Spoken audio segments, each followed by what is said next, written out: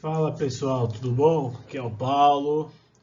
Estamos voltando para mais uma aula aqui da História do Brasil, né? Parte um.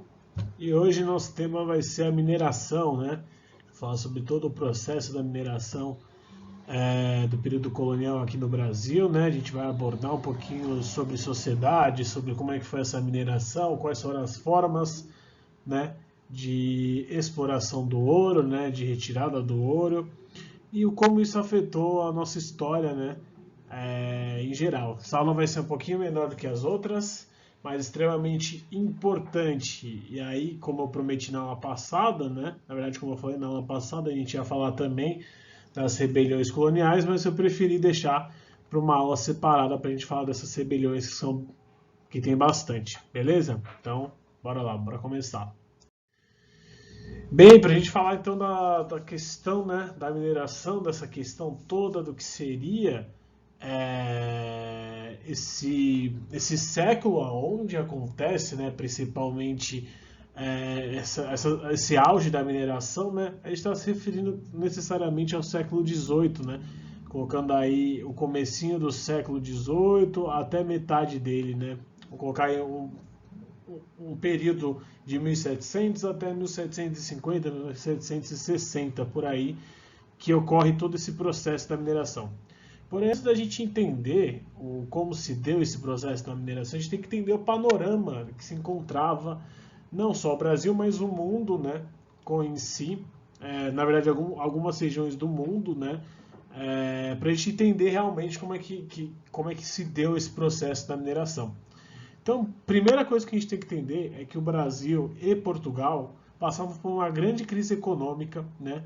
Não só por conta das invasões holandesas, isso aí a gente já vai falar um pouquinho daqui a pouco, mas principalmente por um período bem complicado da história, que é a União Ibérica, né? O que é a União Ibérica? Como vocês conseguem dar uma olhada aqui na imagem do lado, foi quando Portugal e Espanha se uniram, né? Teve uma união entre as duas coroas, por vários motivos, né? Um deles é por uma guerra de sucessões, né? E por esse quesito de sucessões que se dava, principalmente as grandes monarquias europeias, ocorreu de que o governador, não, o rei da Espanha passou a ser rei de Portugal também, né? E com isso ele uniu as duas coroas, formando o que a gente chama de União Ibérica. Essa União Ibérica não foi muito boa para Portugal. Por quê? Por conta dessa União Ibérica, Portugal herdou alguns inimigos da Espanha, e particularmente o principal inimigo da Espanha, que era a Holanda.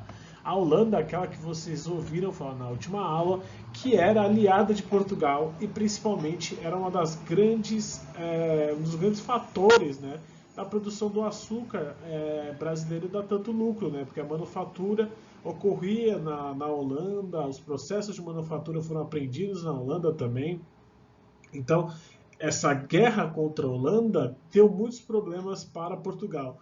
Um deles foi que os holandeses invadiram o Brasil durante o tempo, ocorreu invasões holandesas, principalmente o período que a gente mais conhece desse cara aqui da imagem, né, o Maurício de Nassau, e teve uma ocupação de Pernambuco, né, nesses períodos. Então o Brasil, como a gente observou, o Nordeste brasileiro era a principal fonte de renda, né, para o Brasil e também para Portugal, e ele foi invadido, foi conquistado, né, então isso causou uma grande crise econômica devido a essas invasões. E além disso, quando os holandeses foram embora daqui, que foram expulsos duas vezes, né, eles levaram todo esse conhecimento da produção do açúcar, também o desenvolvimento de engenhos que depois de um tempo passaram a ocorrer no Brasil, né?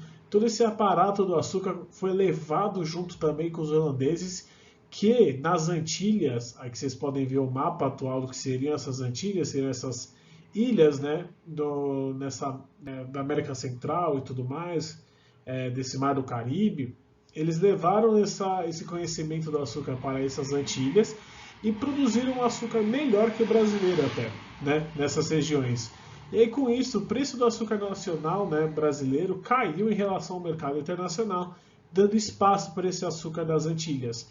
E com isso essa crise econômica ficou muito maior por conta dessas ações, né, dos holandeses principalmente. Além do que, a Portugal teve perda de possessões na África, né, em decorrência de guerras também contra os holandeses, em decorrência de guerras contra outras nações até. Então Portugal perdeu bastante possessões na África, isso significa dinheiro. Então a crise econômica em Portugal e principalmente no Brasil era muito grande, né? Nessa época, desse panorama aqui que estamos colocando na mineração. Na verdade, um pré-mineração, né, por assim dizer. Então, quando a mineração vem, né, principalmente quando os primeiros minérios são achados, e isso é importante também dar uma relatada, porque Portugal tinha um problema com o Brasil também de não se achar minério, né? Não se achava ouro, não se achava prata, como em várias colônias, principalmente da Espanha aqui na América, né? Davam ouro e prata de monte, né? Várias minas eram achadas desses dois recursos. Se a gente for lembrar do Império Azteca, que cultivava o ouro e tudo mais, do Império Inca também, e até que os espanhóis também acharam as minas de Potosí, né, que eram lugares de diamantes, entre outros minerais. Então Portugal estava meio que atrás dessa corrida pelo ouro e por metais preciosos em relação à Espanha, até, né, nessa região da América, particularmente. E aí Portugal começou a desenvolver outras formas de ir atrás desse ouro, né? Para tentar combater principalmente essa crise econômica que estava surgindo, né, nesse período. E aí, uma das formas de se combater essa crise foi com as bandeiras e foi com expedições, né? Com expedições para o sertão brasileiro, por assim dizer, explorar mais o território brasileiro como um todo, né? Até quebrando algumas determinações do Tratado de Tordesilhas, né? Então, essa exploração com os bandeirantes, né, com as entradas, que daqui a pouco a gente vai falar um pouquinho melhor, se assemelham muito aos cowboys também, a exploração do oeste dos Estados Unidos, né? Tinha todo aquele contexto também de perseguir os indígenas, né? Atacar tribos indígenas, capturar escravos e também atrás do ouro. Muito particular do que muito dá para fazer uma bela comparação com os cowboys também, né, nessa questão dos Estados Unidos. Então as entradas eram as expedições oficiais pagas pelo governo português que partiam do litoral brasileiro, mais necessariamente do sudeste brasileiro, né, para o interior com essa finalidade de escravizar principalmente indígenas, procurar as minas e defender áreas de produção açucareira contra ataques e invasões. Essas eram expedições oficiais. Os bandeirantes, elas são expedições particulares de São Paulo, né? Então, algumas entradas elas ocorriam no sudeste brasileiro, não na região de São Paulo, e também no Nordeste brasileiro, né? As maiores entradas eram no Nordeste brasileiro e também, vamos colocar assim, no Centro-Oeste brasileiro, né? Obviamente, não o Centro-Oeste brasileiro como a gente conhece hoje, mas daquela região litorânea que vai para o Centro-Oeste, por assim dizer. E também as bandeiras eram as expedições organizadas particulares de São Paulo, né? Então eram expedições paulistas, né? Para capturar os indígenas, né? Combater indígenas, destruir quilombos e procurar pedras e metais preciosos também, né?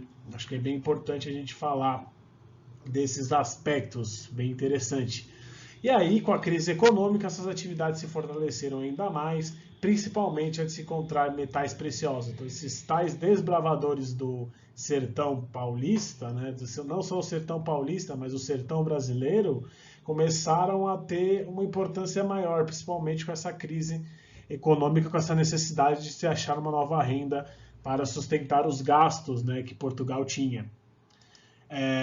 E aí aqui a gente pode dar uma olhada em algumas bandeiras, né, que partiram aqui, então que vocês podem ver nessas setas verdes, né, principalmente do Nordeste também, né, para essa questão do sertão, é que vocês podem ver o Quilombo de Palmares também, né, que aí são entradas, né, que são particulares do governo, são pagas pelo governo. E aí de São Paulo você tem várias expedições que partem também de São Paulo e de outras regiões do centro-oeste brasileiro E aí vocês podem dar uma olhada que elas ultrapassam a linha de Tordesilhas, né, do Tratado de Tordesilhas, e exploram o território inteiro. Isso dá até um problema depois, né, ter um novo tratado em cima do de Tordesilhas, que é o Tratado de Madrid, mas a gente não vai entrar nesse assunto. Então vocês podem ver que elas partem para o centro, principalmente para o interior brasileiro, para procurar metais preciosos, índios e ataques, né? É bem interessante isso.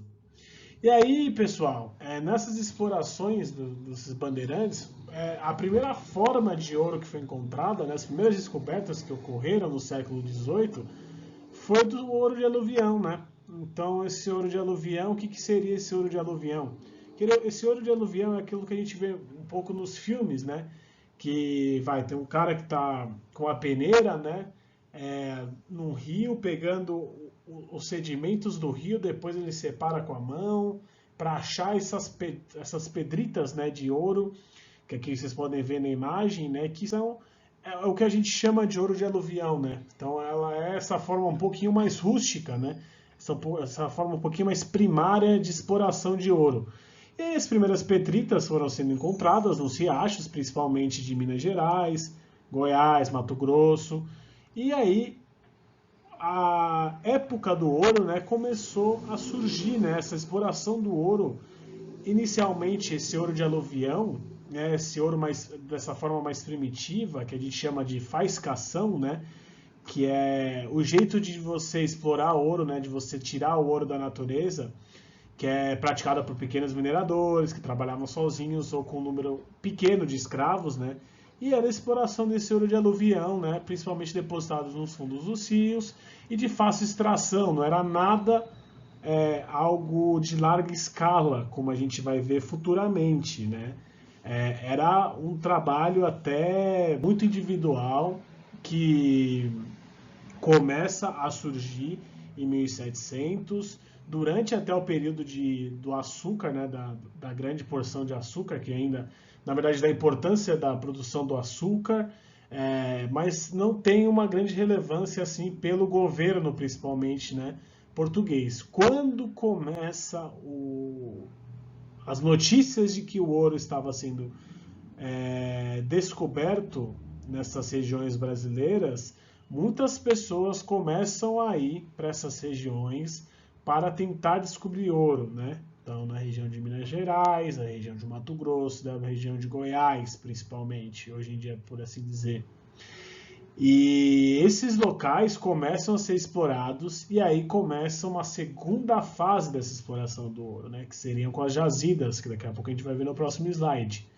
Mas essa forma primitiva do ouro de aluvião é a primeira forma de exploração de ouro brasileiro. Ainda ocorre mesmo com as jazidas e tudo mais, ocorre hoje em dia ainda, e hoje em dia é feita até com produtos químicos, né, como o mercúrio. Então hoje em dia a gente tem um sério problema de intoxicação por mercúrio desses trabalhadores, né, que a maioria das vezes não ficam com esses ouros encontrados, né, vão para empresários, entre companhias e tudo mais. E hoje em dia a gente tem um sério problema com o mercúrio, né, que além de causar esse problema com as pessoas, também causa problemas ambientais, tá? Mas daqui a pouco a gente fala sobre isso, beleza? Então vamos lá. Passando do ouro de aluvião, a gente chega nessa exploração em larga escala, né? Quando as notícias de que existe ouro nessas regiões chegaram aos ouvidos não só dos portugueses, mas também dos colonos, muita gente começa a ir, né? Muitos senhores começam a ir, principalmente senhores que tinham fazendas, começam a deixar suas fazendas, levar seus escravos também para procurar ouro. E aí começa essa exploração de larga escala, essa exploração em minas, em jazidas de ouro, que são locais como a imagem. Vocês podem ver na imagem, né? Tem aqueles pedregulhos onde você acha ouro, você tem uma grande procura pelo ouro, né? Tem várias pessoas trabalhando, não é algo mais só individual ou familiar ou em um grupo pequeno, mas são várias pessoas trabalhando nessa busca pelo ouro. E aí tem essa exploração em larga escala que se chama de lavra, né? Essa lavra ela consiste em estabelecimentos maiores, com instrumentos especializados. Então você tem carrinhos, você tem picaretas, não é só mais uma peneira, você tem picaretas, você tem várias ferramentas que são utilizadas para essa extração do ouro, né? E aí a mão de obra era amplamente de escrava e de pessoas pobres, né? Que trabalhavam para senhores donos de escravos, os senhores que tinham essas jazidas nos seus nomes, né? Porque essas jazidas também eram territórios assim delimitados, né? Delimitados por lei, delimitados por decretos, que depois futuramente a gente vai dar uma olhada que esses locais começam a ser de interesse para Portugal, porque Portugal com essa exploração de larga escala acha a solução para os seus problemas, né? Finalmente foi encontrado ouro. E ouro é um material muito importante, né, na economia daquela época e na economia atual também, porque o ouro significa riqueza, o ouro significa poder econômico. E aí as pessoas, né, começam a correr atrás desse ouro e começa uma verdadeira campanha, né, de busca ao ouro aqui no Brasil, né? Essa busca ao ouro também acontece em vários lugares aqui na América Latina e também nos Estados Unidos, né? Você também tem buscas ao ouro, entre outras coisas, a corrida do ouro norte-americana. Então você tem vários locais que tem essa busca pelo ouro, né? Esse auge aí das explorações de ouro. E aí, com essa explosão do ouro, né, ocorre várias coisas que a gente vai falando sobre isso, né, que a gente vai falar aqui nos slides. Um povoamento aceleradíssimo e totalmente desorganizado dessa região das Minas, né, como eu falei, Mato Grosso, Minas Gerais e Goiás. Milhares de pessoas de Portugal e de outras partes da colônia, principalmente do Nordeste, lembrando que o Nordeste está com problemas com guerra contra os holandeses, e também, futuramente, após as invasões holandesas, tem problemas financeiros pela diminuição do preço do açúcar lá fora. Então, várias pessoas olham essa oportunidade do ouro, né, dessa explosão do ouro, para voltarem a ter poder. E aí começam a se mudar, junto com seus escravos e família, para essas regiões das minas. E aí tem vários problemas em relação a isso, porque a escassez de alimentos e a precariedade da estrutura marcam esses primeiros tempos da mineração. Você tem várias crises de fome, que futuramente a gente vai falar no próximo slide, mas fome, doenças, e também não tinha estrutura para aguentar tanta gente vindo. Então, uma das coisas que aconteceu muito também com essa região das Minas foi uma urbanização, uma criação de vilas, cidades, vilarejos, postos comerciais, entre diversos outros estabelecimentos, né? E também o ouro dava um certo poder aquisitivo para os habitantes dessas cidades mineiras, né?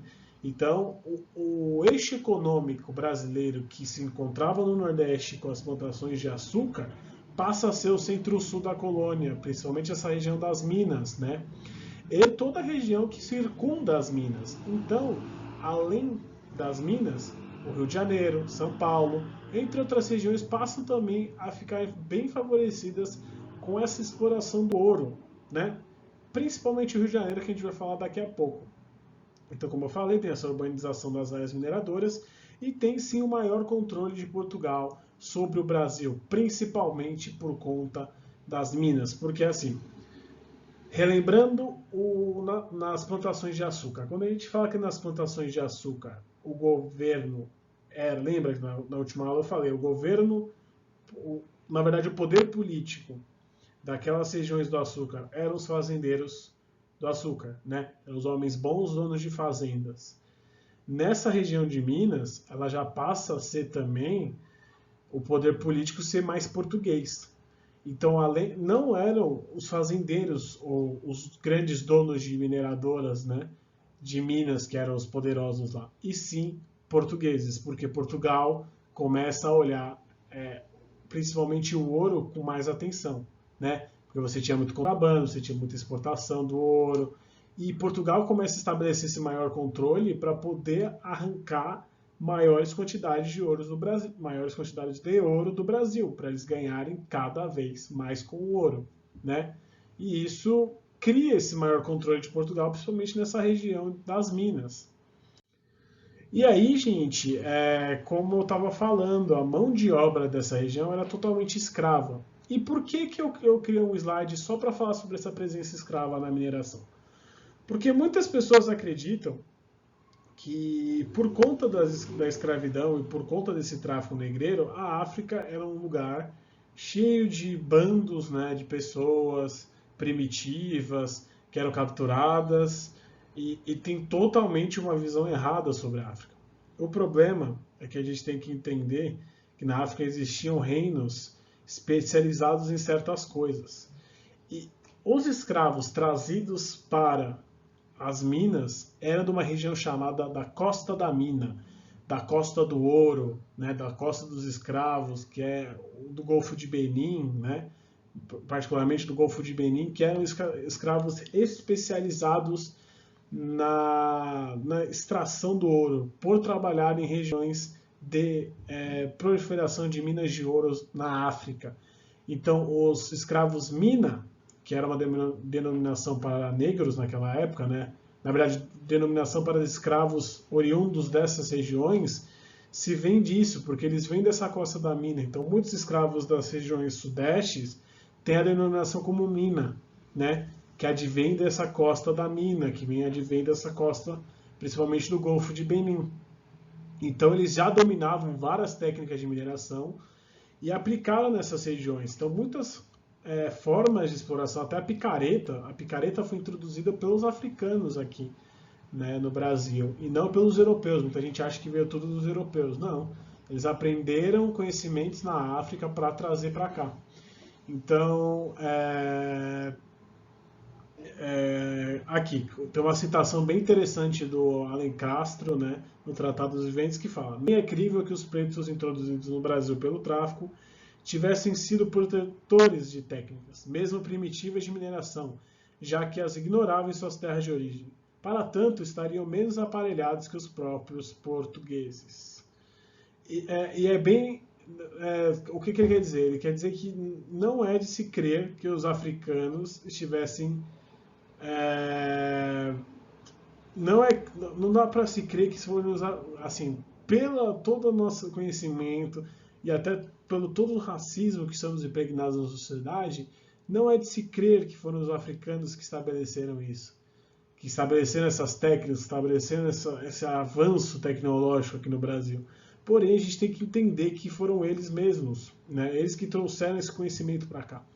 Então é bem interessante toda essa questão da presença dos escravos mina, né? Dessa denominação mina aqui no Brasil. Futuramente, na aula que a gente for abordar só sobre escravidão no período colonial, eu vou falar um pouquinho melhor também sobre esses escravos, né? Sobre essas formas de denominação e tudo mais. Então vamos lá. Para entender melhor também a fiscalização portuguesa e essa exportação do ouro, a principal função da mineração era gerar rendas para a metrópole, porque, como lembrando do Pacto Colonial, a colônia tem que trazer rendas, matéria-prima e toda a sua economia voltada para satisfazer a sua metrópole, né? Então todas as minas pertenciam a Portugal, que loteava elas para pessoas trabalharem nessas minas, né? Então os donos dessas minas não eram realmente donos dessas minas. Os donos eram Portugal. Era o rei português. Eles só comandavam esses locais. E aí eles tinham que pagar tributos, entre outras formas de controle dessa produção portuguesa, dessa produção de ouro, né?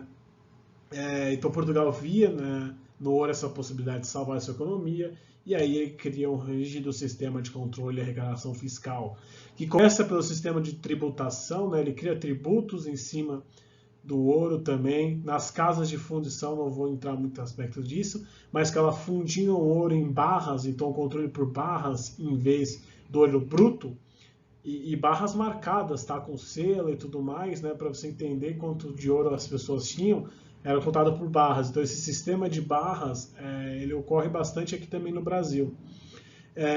E aí grande parte do ouro é explorado e ia diretamente para Portugal, através principalmente dos impostos cobrados para essa exploração do ouro. Então, alguns exemplos de impostos aqui. O quinto, que era 1/5 da produção do ouro, né, correspondia a 20% do total de ouro e prata minerado do Brasil, ia para Portugal, né, já ia para a coroa portuguesa através de impostos. O imposto de captação, que isso é incrível, né? O imposto por cada escravo que você tem, que você pagava o ouro para eles trabalharem também. E pela derrama, que é o principal imposto que eu quero que vocês tenham na cabeça, porque ele é motivo de muitas revoltas, né, nesse período, que é o pagamento de 100 arrobas, quase 1.500 gramas anuais de ouro para a coroa. Isso é muita coisa, né? Se a gente for pensar aqui em produção de ouro, em produção de um material finito, porque ouro não dá em árvore, né? Então, e olha que interessante dentro da derrama, se essa cota de 1.500 quilos de ouro não fosse atingida, ela era atingida de outra forma. O Portugal nunca saía perdendo na derrama. Por quê? Se não fosse com ouro, ia ser tomado propriedades, escravos, todos os bens que as pessoas tinham iria para a coroa portuguesa até dar a cota mínima de 100 arrobas, né? Então era um imposto extremamente abusivo, extremamente complicado e que gerou muitas revoltas nessa época. Então, gente, algumas das consequências dessa expansão do ouro, nessa explosão demográfica na região centro-sul, né? O centro do Brasil passa a ser a região centro-sul, então muitas pessoas vêm para cá. Enorme inflação nos preços, né, de outros produtos dessa região. Desenvolvimento de uma camada média social, vou chegar nisso futuramente, daqui a pouco a gente vai falar sobre isso.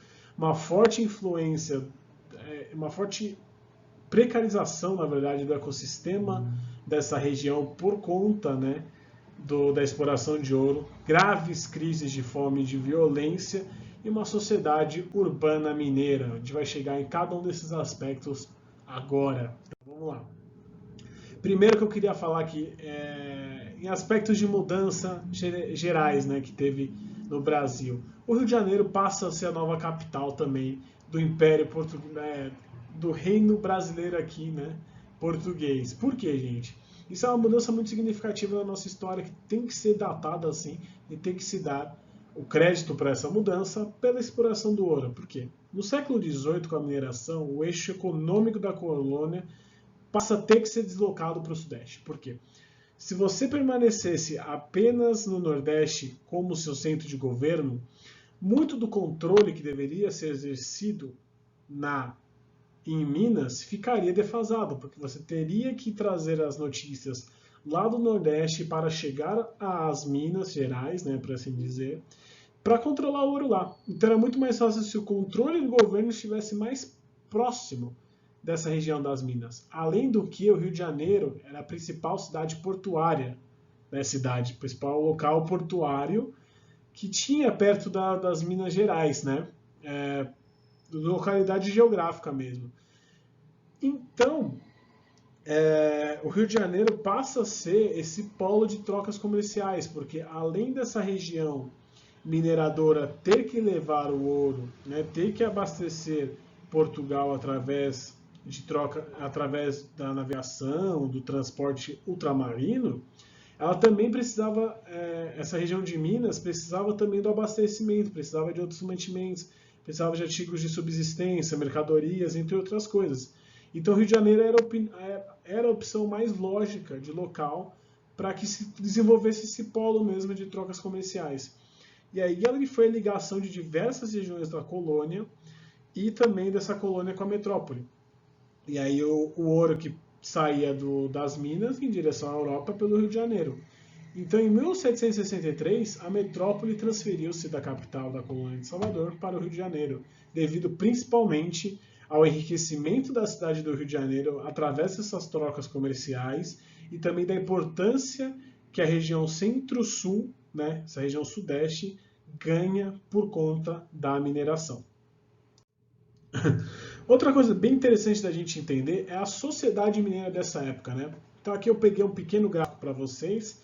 Vocês podem dar uma olhada aqui, a maior porcentagem da sociedade mineira naquela época eram de escravos.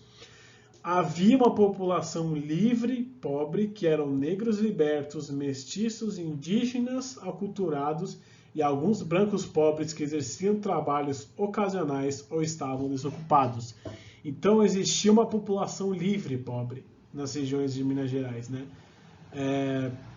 Muito devido também à questão das minas. Então essa população livre e pobre poderiam ser exploradores do ouro de aluvião, né, que também, devido aos grandes impostos, se ficaram pobres, tiveram que procurar outros meios de sobreviver.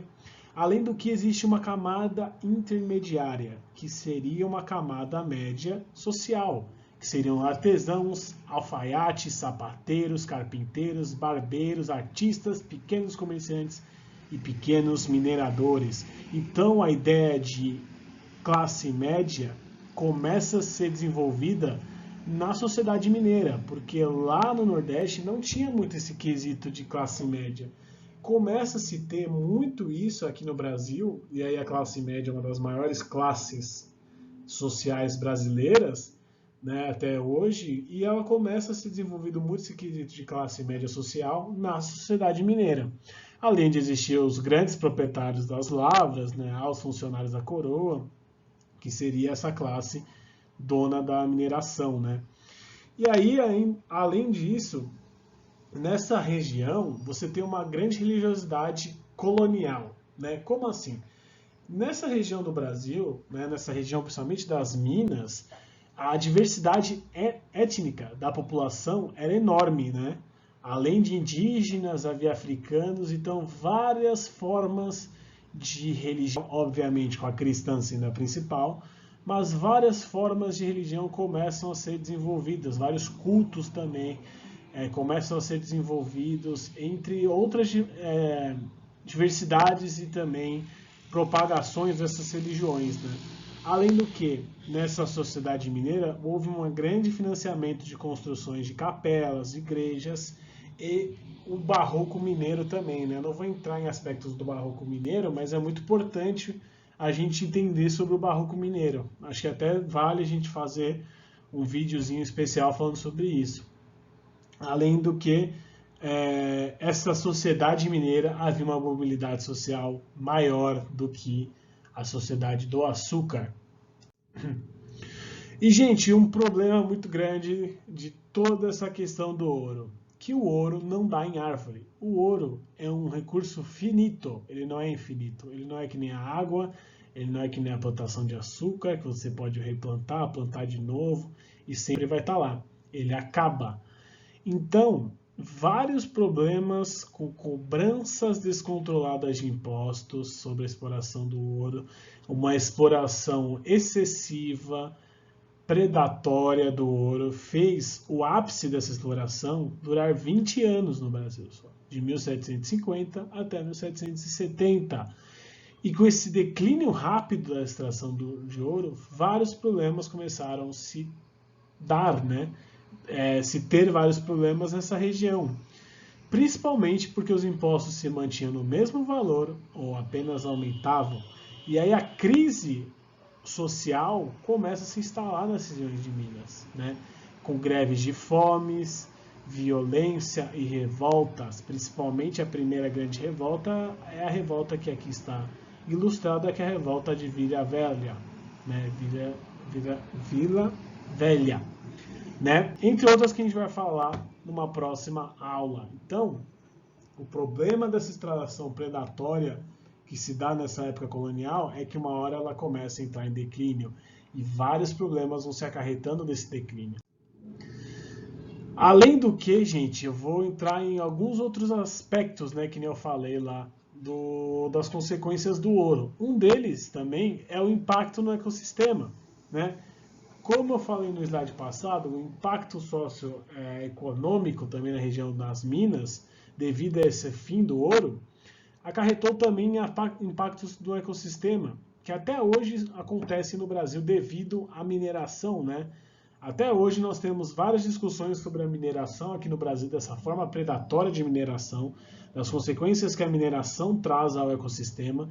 E hoje nós vemos vários problemas no ecossistema brasileiro devido à mineração, principalmente no centro-oeste brasileiro e também centro-sul brasileiro.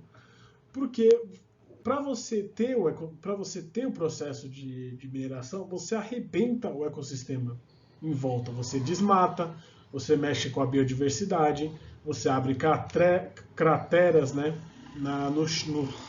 no chão, literalmente.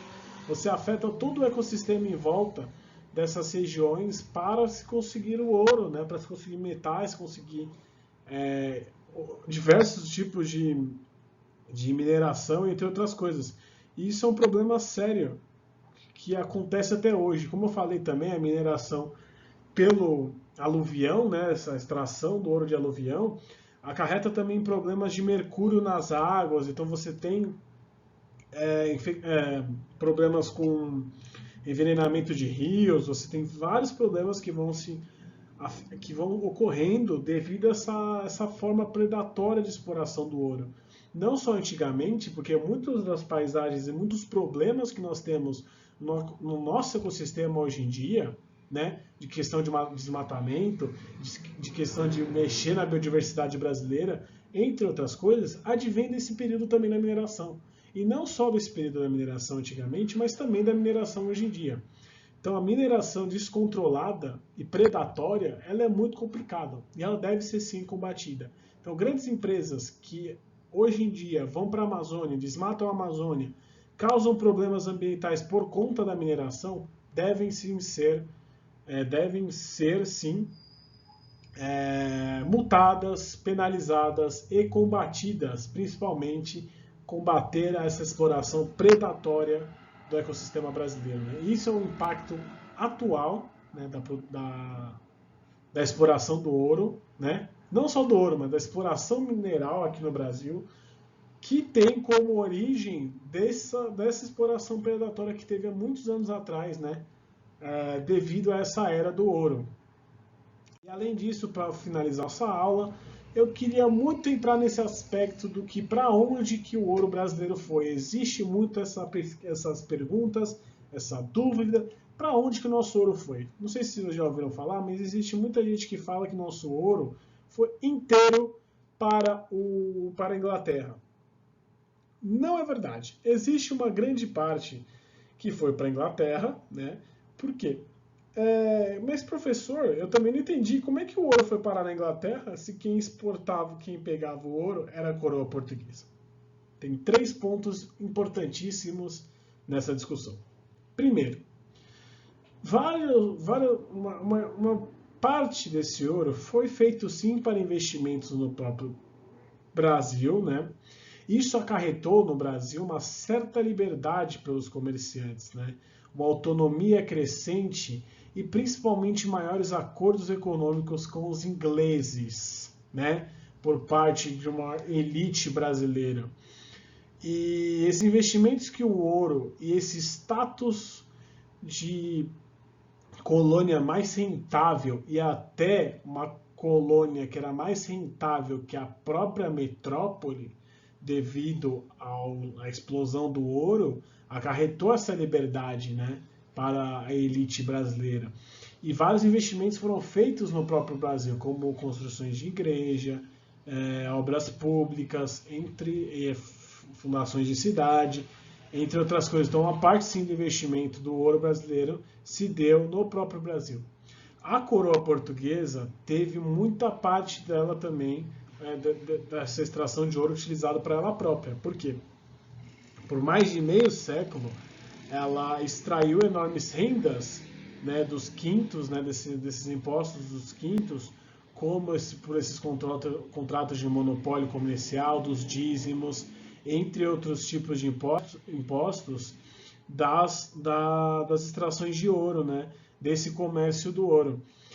E muitos desses empreendimentos, dessa riqueza trazida do Brasil, foram utilizados em diversos empreendimentos que incluíam dotes de casamentos reais, construções em Portugal, a reconstrução principalmente de Lisboa, pelo terremoto que aconteceu em 1755, né? Lisboa foi praticamente quase devastada, então muito do ouro brasileiro foi utilizado na reconstrução de Lisboa em 1755, além do que o ouro salvou economicamente Portugal, porque aí entra 2 aspectos importantes que a gente tem que entender. Primeiro, que Portugal tinha uma dívida muito grande em decorrência das guerras que tiveram que ser feitas por conta da União Ibérica, por conta dessa aliança política, né, que ocorreu com a Espanha. Então muitas guerras foram herdadas por Portugal, tinha que ser pago quantidades absurdas de ouro para a Inglaterra por ter feito empréstimos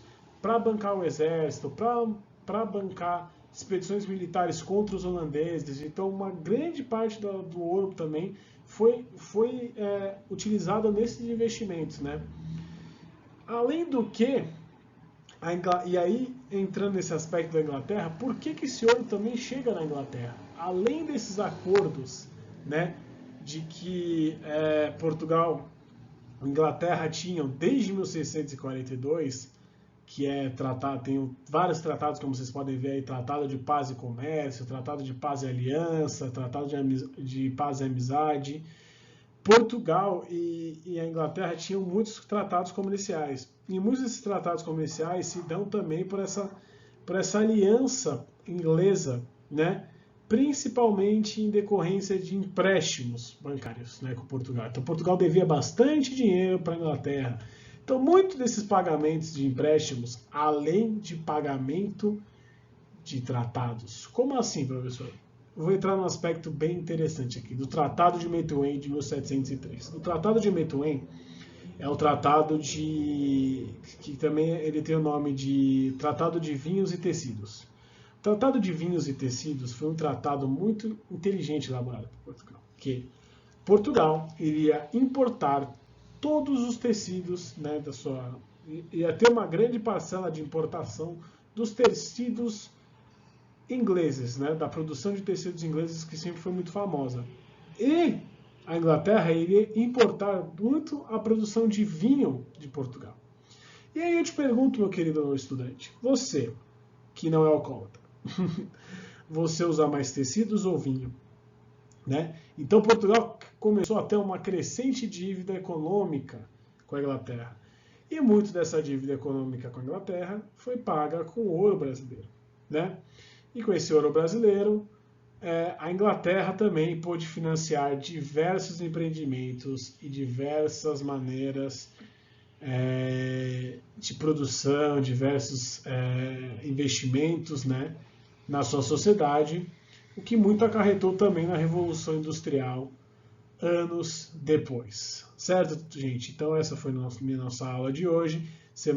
Daqui a 2 semanas nós voltamos. Iremos falar sobre as revoltas coloniais. Irei falar, sim, sobre uma primeira parte da independência do Brasil. Na verdade, vamos falar sobre as revoltas coloniais daqui a 2 semanas. Depois iremos falar sobre a questão da escravidão na colônia brasileira. E depois falamos sobre a independência do Brasil. Então, é isso, galera. Se cuidem. Até mais. Até daqui a 2 semanas.